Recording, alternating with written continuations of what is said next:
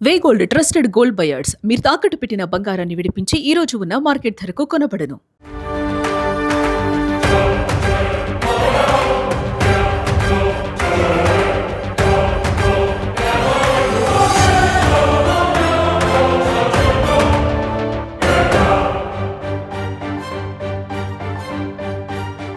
ఆమె ఒక ఐపీఎస్ అధికారి, నగర భద్రతకు బాధ్యత వహించే పోలీస్ కమిషనర్.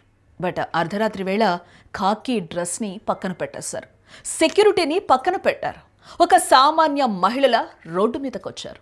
దిల్సుఖ్ నగర్ బస్టాండ్లో ఒంటరిగా నిలబడ్డారు. ఆ తర్వాత ఏం జరిగింది? పోకిరీలకు ఆమె ఎలా చుక్కలు చూపించారో తెలుసా?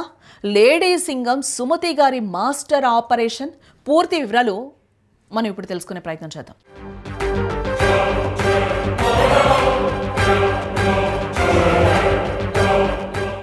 ఇటీవల మల్కాజ్గిరి పోలీస్ కమిషనర్గా ఐపీఎస్ బి సుమతి బాధ్యతలు తీసుకోవడం జరిగింది. కమిషనర్గా బాధ్యతలు తీసుకున్న వారంలో ఆఫీస్కే పరిమితం కాకుండా క్షేత్రస్థాయిలో శాంతి భద్రతలను స్వయంగా పరీక్షించాలని ఆమె నిర్ణయించుకోవడం కూడా జరిగింది. మహిళల భద్రతపై వరుస ఫిర్యాదులు రావడంతో కమిషనర్ సుమతి 3 రోజుల పాటు స్వయంగా నిఘా పెట్టడం జరిగింది. ఇందుకోసం ఇటీవలి కాలంలో అసాంఘిక కార్యకలాపాలకు అడ్డాగా మారిన దిల్సుఖ్ నగర్ బస్టాండ్ ఏరియాను ఎంచుకున్నారు. రాత్రి 12 గంటల సమయం, నగరం నిద్రపోతున్న వేళ. ఒక సాధారణ మహిళా డ్రెస్ చేసుకున్న సుమతి గారు ఒంటరిగా బస్టాండ్కి చేరుకున్నారు. బస్సు కోసం ఎదురు చూస్తున్న ప్రయాణికురాలిలా అక్కడ నిలబడటం జరిగింది. ఆమె ఎవరో అక్కడెవరికి తెలియదు కదా.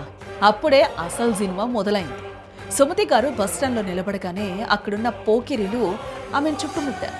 కొందరు వాహనాలపై వచ్చి అసభ్యకరంగా సైగలు చేస్తే మరికొందరు నేరుగా వచ్చి రేట్ ఎంత అంటూ బేరసారాలే మొదలుపెట్టేశారు.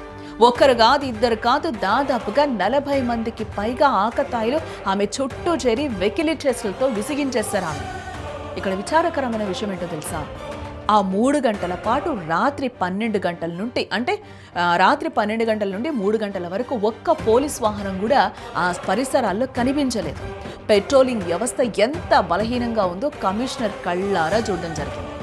ఆ వేధింపులకు పాల్పడిన వారిలో ఎక్కువ మంది విద్యార్థులు, హాస్టల్స్లో ఉంటూ ఉద్యోగాల కోసం ప్రయత్నించే యువకులే కావడం ఇక్కడ మనం గుర్తించాలి.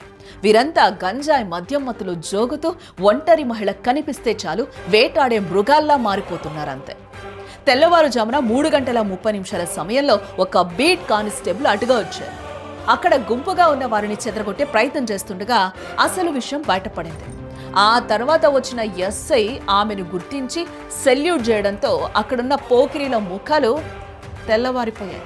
అప్పటి వరకు ఏ పొట్టి వస్తావా అంటూ కామెంట్లు చేసిన వాళ్ళంతా ఆమె మల్కాజ్గిరి పోలీస్ కమిషనర్ అని తెలియగానే ప్రాణాలు గుప్పెట్లో పెట్టుకొని పారిపోయే ప్రయత్నం చేశారు.